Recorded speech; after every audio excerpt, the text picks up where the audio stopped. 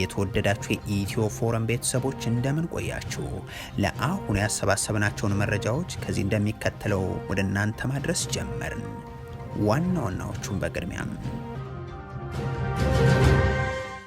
የአቶ ልደቱ አያሌው መኖሪያ ቤት የኮሬን የገኛ ማዕከል መሆኑ ተሰማም። በቤታቸው ዙሪያ መንቀሳቀስና ፎቶ ማንሳትም ክልክል ሆኗል ተብሏል። መረጃው ወደ እናንተ ይቀርባል። የአብይ አህመድና የግብጽ ወዳጅ የሆኑት ፕሬዝዳንት አልሲሲን ጠርተው መከሩ። የብልጽግናዎቹን ጠቅላይ ሚኒስትር የሚያስታጥቁትና ግብጽን በገንዘብ የሚደግፉት ፕሬዝዳንቱ ስለ ምስራቅ አፍሪካ ጉዳዮች መወያየታቸውም ተዘግቧል። እንመለከተዋለን። የብልጽግናው መንግስት በአዲስ አበባ ተታኮስኩት ባለው የናሁሰናይ አንዳርጌ መዝገብ ላይ ብይን ተሰጥቷል። ተከሳሾቹ ላይ የተላለፈው የፍርድ ቤት ውሳኔ ደግሞ እስከ ሞት በሚያስቀጣ ወንጀል ተከላከሉ የሚል ነው። ሰሙታላችሁ። በኦሮሚያ ክልል አገዛዙ የስልክ አገልግሎቶችን በመዝጋት ጭምር የሚያደርገውን ዘመቻ ቀጥሏል። የመከላከያ ሰራዊቱን በተለያዩ የክልሉ አካባቢዎች ብልጽግና ደመሰስኩት ይለው ከነበረው ኃይል ጋር አሁን ውጊያ ላይ ስለመሆኑ አሳውቋል። ሌላኛው መረጃችን ነው። በትግራይ ክልል ከ400 በላይ ትምህርት ቤቶች ከዓመታት በኋላም ትምህርት እንዳልተጀመረባቸው ታወቅም። በክልሉ ወደ ትምህርት ገበታ መመለስ ከነበረባቸው ከግማሽ በላይ የሚሆኑ ተማሪዎች ዛሬም ወደ ትምህርት ቤት አልተመለሱምም ተብሏል። የተወደዳችሁ የኢትዮ ፎረም ቤተሰቦች አብራችሁን ስትቆዩ እነዚህን እና ሌሎችን መረጃዎችን ታደምጣላችሁ። ሰናይ ቆይታ ይሆንላችሁ። የአቶ ልደቱ አያሌው መኖሪያ ቤት የኮሬን የገኛ ማዕከል መሆኑ ተሰማ። በቤታቸው ዙሪያ መንቀሳቀስና ፎቶ ማንሳትም ክልክል ሆኗል ተብሏል። በጠቅላይ ሚኒስትር አብይ አህመድ መመሪያ ወደ ኢትዮጵያ እንዳይገቡ የተደረጉትና ለስደትም የተዳረጉት ኢትዮጵያዊው ፖለቲከኛ ልደቱ አያሌው አገዛዙ ንብረታቸውን እንደነጠቃቸው ይታወቃል። ብልጽግና በአማራ ክልል በሚያካሄደው የጸረ አማራ ዘመቻ በላሊበላ ከተማ ልዩ ስሙ መካነ ልዕል ተብሎ በሚጠራው አካባቢ እየተገነባ የነበረውን የአቶ ልደቱ ያለውን ሎጅ የመከላከያ ሰራዊቱ ካምፕ አድርጎት ላለፉት 2 ዓመታት እየኖረበት ስለመሆኑ ከዚህ በፊት መዘገባችን ይታወቃል። ሰራተኞችና ተወካዮች ወደ አካባቢው እንዳይደርሱ አድርጎ ካምፕ ያደረገው ይህን ሎጅ ለመስራትም ከንግድ ባንክ የፈቀደላቸውን ብድር ካልመለሱ በሐራጅ እንደሚሸጠው መግለጹም የሚታወቅ ነው። በቢሾፍቱ ከተማ የሚገኘውን መኖሪያ ቤታቸውን መንጠቁም እንዲሁም አሁን የተሰማው ዜና ደግሞ ይህንን የግል የመኖሪያ ቤታቸውን የነጠቀው ብልጽግና ለኮሬን የገኛ ማሰቃያነት እየተጠቀመበት እንደሆነ የሚገልጽ ነው። ስለ ጉዳዩ የጠየቅናቸው አቶ ልደቱ አያሌው መኖሪያ ቤታቸውን ከተነጠቁ ከ9 ወር በላይ እንደሆናቸውና መንግስት ቤቱን የወሰደው ከነንብረታቸው እንደሆነ አስታውሰው አሁን ቤቱ ሙሉ በሙሉ በአገዛዙ ኃይሎች ቁጥጥር ስር ሆኖ የውጭ በር ላይ የወታደር ልብስ የሚለብሱ ሰዎችን አስቀምጠው እንደሚታዩ መስማታቸውንም ነግረውናል። የብልጽግናው መንግስት በኦሮሚያ ውስጥ የሚኖሩ ለእኔ አልተመቹኝም ያላቸውን አካላትን ኮሬን የገኛ በተባለ የመግደያና የማሰቃያ ኃይል እርምጃ እንደሚወስድ በዓለም አቀፍ የመገናኛ ብዙሃን በኩል መዘገቡ የሚታወስ ነው። አሁን የተሰማው መረጃ ደግሞ የአቶ ልደቱ አያሌው መኖሪያ ቤት የዚሁ የኮሬን የገኛ ኃይል የማሰቃያ ቦታ ሆኖ እያገለገለ ስለመሆኑ የሚጠቁም ነው። የብልጽግናው መንግስት በኦሮሚያና በአዲስ አበባ ሴፍ ሃውስ ብሎ የሚጠራቸው ሰዎችን አፍኖ ወስዶ የሚያሰቃይባቸው፣ አካል የሚያጎድልባቸውና በመጨረሻ እስከ መግደል የሚያደርስባቸው ቤቶች እንዳሉት የሚናገሩት የደህንነት ምንጮች የአቶ ልደቱ አያሌው ቤትም ለዚሁ ዓላማ እየዋለ ስለመሆኑ ይገልጻሉ። የኮሬን የገኛው ኃይል ይህንኑ መኖሪያ ቤት ከአቶ ልደቱ አያሌው የወሰደው የኮሚኒቲ ፖሊስ ብሎ ላደርገው ነው በሚል ቢሆንም አሁን ግን ሙሉ የጥቃት ማዕከል አድርጎታል የሚሉት አስተያየት ሰጪዎቹም በቤቱ የውጭ በር ላይ የመንግስት ቢሮ መሆኑን የሚጠቁም ምንም አይነት የተሰቀለ ጽሁፍም ይሁን ታፔላ የለም። ይልቁንም የውጭ በር አጠገብ የመንግስት ወታደር ዩኒፎርም የሚለብሱ ሰዎች ተቀምጠው ይታያሉ። የውጭ በርም ሁሌም ዝግ ነው። በዚህ መኖሪያ ቤት ደጃፍ ላይ ማለፍም ሆነ በአካባቢው ፎቶ መነሳት አይቻልም ሲሉም ያብራራሉ። ይህንንም ኢትዮ ፎረም ከአቶ ልደቱ አያሌው አረጋግጧል።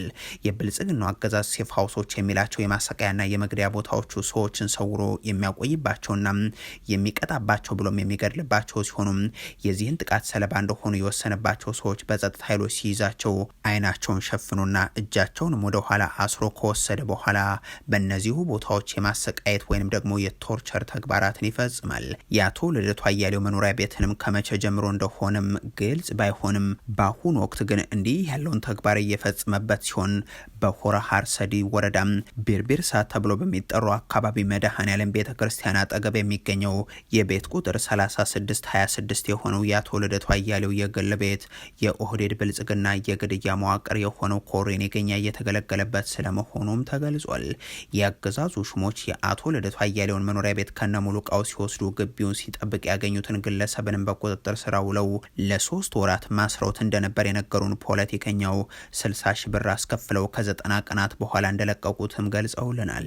አብይ አህመድ ወደ ስልጣን ከመጡ በኋላ ሚኒስትር አድርጌ ልሾምህ እፈልጋለሁ፣ የብልጽግና አባል እንድትሆንልኝ ምሻለሁ የሚል ጥያቄ አቅርበውላቸው እንዲህ ያለ ነገር እንደማይቀበሉና መሰል አካሄድም ለሀገር እንደማይጠቅም መናገራቸውን ተከትሎ እኔ የሰጠሁትን ሹመት አልቀበልም አለ በሚል ቂም የተያዘባቸው አቶ ልደቱ አያሌው ቄሮን በማደራጀት ወንጀል ተከሰው ታስረው እንደነበርም የሚዘነጋ አይሆንም። ከእስር ቤት መልስም መጀመሪያ ከሀገር እንዳይወጡና እንዳይታከሙ በመከልከል በኋላም ከአሜሪካ ወደ ሀገራቸው እንዳይመለሱ ከከለከለ በኋላና በፊት የብልጽግናው አገዛዝ የአቶ ልደቱ አያሌውን ንብረቶችን ማገድና መውረሱንም ቀጥሏል። እስካሁን ብልጽግና የወረሰው የአቶ ልደቱ አያሌው ንብረት ግማሽ ቢሊዮን ብር እንደሚገመትም ከዚህ በፊት መዘገባችን ይታወቃል። የብልጽግናው መንግስት በአዲስ አበባ ተታኮስኩት ባለው ናሁሰናይ አንዳርጌ መዝገብ ብይን ሰጥቷል። ተከሳሾቹ ላይ የተላለፈው የፍርድ ቤት ውሳኔ እስከ ሞት በሚያስቀጣ ወንጀል ተከላከሉ የሚል ነው። አገዛዙ ከፋኖ ኃይሎች ጋር በተያያዘ በአዲስ አበባ በተደጋጋሚ ጠረጠርኳቸው ከሚላቸው የአማራ ተወላጆች እስር ጋር በተያያዘም ከ2 ዓመት አካባቢ በፊት የተኩስ ልውውጥ በከተማ ውስጥ ተደረገ የተባለበት ክስተት መነጋገሪያ ነበር። በከተማ ቦሌ ላይ ተኩስ ከፈቱ ያላቸውን ናሁሰናይ አንዳርጌን አስከሬን አገዛዙ መሰወሩም የሚታወቅ ነው። በኋላ ላይም በሰሜን ሸዋ ዞን የሚገኙ የፋኖ ኃይሎችን የሚያስተባብሩት አሰግድ መኮንን እጅ ሰጡኝ ካለ በኋላ እስካሁን የት እንዳደረሳቸውም የሚታወቅ ነገር የለም።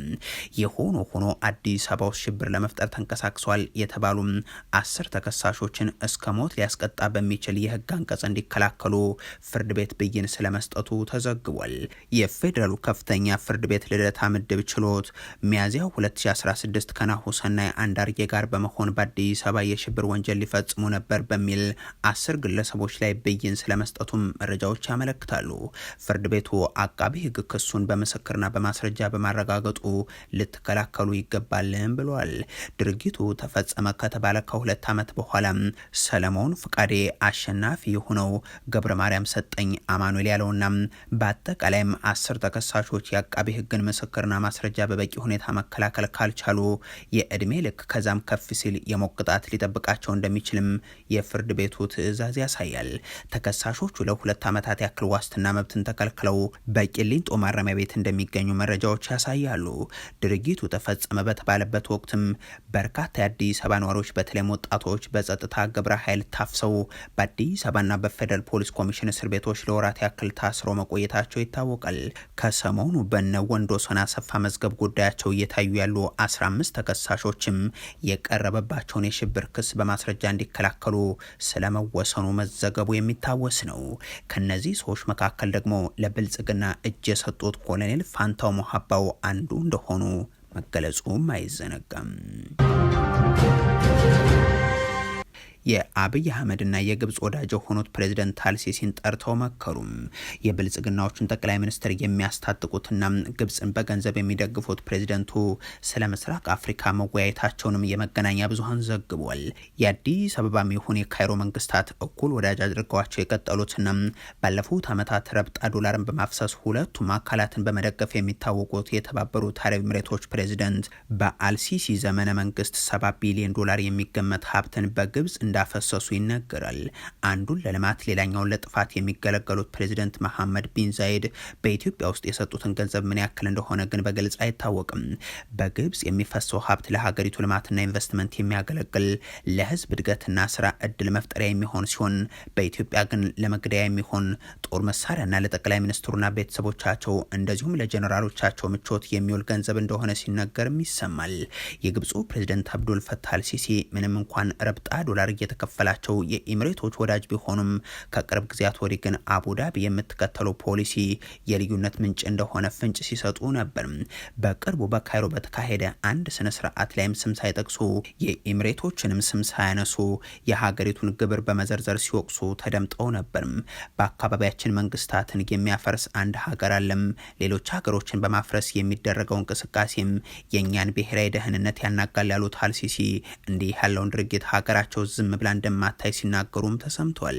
ይህ ንግግራቸው ሱዳንን እያፈረሰች ያለችውና ሊቢያንና የመንን የከፈለችውን ኤሚሬትስን የሚመለከት ተደርጎ ሲነገርም ሰንብቷል። ከዚህ ንግግራቸው ሳምንት በኋላ ወደ አቡዳቢ የተጓዙት የግብፁ ፕሬዚደንት አብዱል ፈታህ አልሲሲም ከተባበሩት አረብ ኤሚሬቶቻቸው ጋር በሱዳን በሶማሊያና በሊቢያም እንዲሁም በሌሎች የምስራቅ አፍሪካና መካከለኛው ምስራቅ ጉዳዮች ላይ መነጋገራቸው ታውቋል። ሁለቱ መሪዎች ወዳጅነት ያላቸው መሆናቸውና ወቅታዊዎቹ የውጭ ፖሊሲዎቻቸው ልዩነት ወደ ከፋ ደረጃ እንደማይወስዳቸው ለማሳየት በሚመስል አኳኋንም የተለያዩ የአርቲፊሻል ኢንተለጀንስ ተቋማትን በጋራ ሲጎበኙ ታይቷል። አብይ አህመድ ወደ አቡዳቢ ሲያቀኑ ይህንኑ የሚያደርጉ ሲሆን ቢን ዛይድ ስለ ቴክኖሎጂ አስደናቂ እውቀት አለው በማለትም የአቡዳቢውን የጦር አዝማቻቸውን ሲያደንቁ እንደነበር ይታወሳል።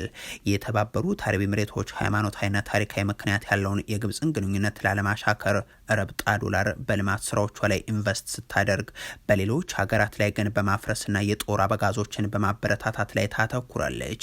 በኢትዮጵያ ውስጥም እንደ ጦር አበጋዝ የምትመለከተው የጠቅላይ ሚኒስትር አብይ አህመድን ወገንን ሲሆን ሀገሪቱን ለማፍረስ ትክክለኛ መሳሪያ እንደሆኑም በመገንዘብ ራሳቸውን ከነቤተሰቦቻቸውና ጀነራሎቻቸው ምቾት እንዲሰማቸው የሚያደርጉ ኢንቨስትመንቶችን እያደረገች እንደሆነም ይነገራል። በትግራይ ክልል ከ400 በላይ ትምህርት ቤቶች ከአመታት በኋላም ትምህርት እንዳልተጀመረባቸው ተነገረም። በክልሉ ውስጥ ትምህርት ገበታ መመለስ የነበረባቸው ከግማሽ በላይ ተማሪዎች ዛሬም ከትምህርት ገበታ ውጭ ናቸው። በሀገሪቱ ተማሪዎች ከትምህርት ቤቶች እንዲቀሩ ማድረግን ብልጽግናና አጋሮቹ እንደ ስኬት የሚቆጥሩት ጉዳይ ነው። በአማራ ክልል ከ4 ሚሊዮን የሚልቁ ህጻናት ወደ ትምህርት ገበታ ለ3 ዓመታት ሳይመለሱ እንዲቆዩ ሆኗል። በዚህ ክልል ብልጽግና ከገነባቸው ትምህርት ቤቶች በላይ ቀድሞ የተገነቡትና በድሮን ያወደማቸው ትምህርት ቤቶች በአሃዝ በእጥፍ እንደሚልቁም ይታመናል። ሌላኛው ያገዛዙ የጦርነት ፕሮጀክት የአመታት ሰለባ የትግራይ ክልል ነው። በዚህ ክልል በትምህርት ገበታ ላይ መገኘት ከሚገባቸው ተማሪዎች ውስጥ 52 በመቶ የሚሆኑት ከትምህርት ውጭ ናቸው። የክልሉ ትምህርት ቢሮ ዘንድሮ ለመመዝገብ ከታቀዱ ተማሪዎች ውስጥ የተመዘገበው በትምህርት ገበታቸው ላይ የሚገኙት 48 በመቶዎቹ ብቻ ስለመሆናቸው አሳውቋል።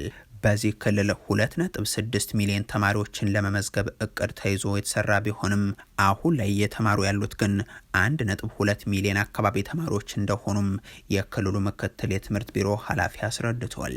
ለእነዚህ ሁሉ ተማሪዎች ከትምህርት ገበታ መቅረት በክልሉ የነበረው ጦርነት ዋነኛ ምክንያት እንደሆነም ያነሳሉ። ከጦርነቱ በተጨማሪ ሌሎች ማህበራዊና ኢኮኖሚያዊ ችግሮችም ለተማሪዎች ወደ ትምህርት ቤት አለመመለስ ምክንያት እንደሆኑም ነው የሚጠቁሙት። ተማሪዎቹ ለዓመታት ከትምህርት ገበታ አርቀው ሲመለሱ የመማር ፍላጎታቸው በመቀነሱም ከዛ በኋላም የትደርሳለሁ በማለት ወደ ስደት የሚሄዱ አሉም ብለዋል። ለሸገር ሬዲዮ ከተማሪዎቹ አልፎም በቤተሰብ በኩልም ይሄው ተምረው የት ይደርሳሉ የሚል ተስፋ መቁረጥ መኖሩንም ገልጸዋል። በዚህም ተማሪዎቹ ያለ እድሜያቸው ለጋብቻ እየተዳረጉ መሆኑን ነው የሚያነሱት። እንደ ሀገር ያለው የትምህርት ጥራትም ለተማሪዎች ወደ ትምህርት አለመመለስ ተጨማሪ ምክንያት መሆኑን ይገልጻሉ። ላለፉት ዓመታት በተፋጠነ የትምህርት ስርዓት መሰረት ወደ መደበኛ ትምህርት ሂደት ለመግባት ጥረት እየተደረገ ቢሆንም ከታቀደው በግማሽ የሚያንሱ ተማሪዎች ቢመዘገቡም በትምህርት ገበታ ላይ እንዲገኙ ከሚጠበቁት ውስጥ ከግማሽ በላይ የሚሆኑት ግን በእነዚህ ትምህርት ቤቶች ላይ እንዳልተገኙም ጠቁሟል። አሁን ላይ በክልሉ ትምህርት ያልተጀመረባቸው ከ400 በላይ ትምህርት ቤቶች እንዳሉ በማከል በኦሮሚያ ክልል አገዛዙ የስልክ አገልግሎቶችን በመዝጋት የሚያደርገውን ዘመቻ ቀጥሏል።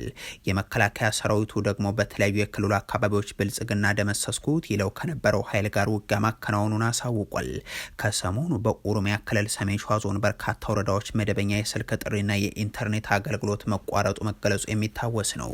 በተለይም በሰሜን ሸዋ ዞን የተለያዩ ቦታዎች እንደ ሂደባቦቴና ደገም ያሉ ወረዳዎችን ጨምሮም ለዘመቻዎች በሚል የብልጽግናው መንግስት ግንኙነቶችን በማቋረጥ ዘመቻ እያከናወነ ስለመሆኑ መገለጹ አይዘነጋም።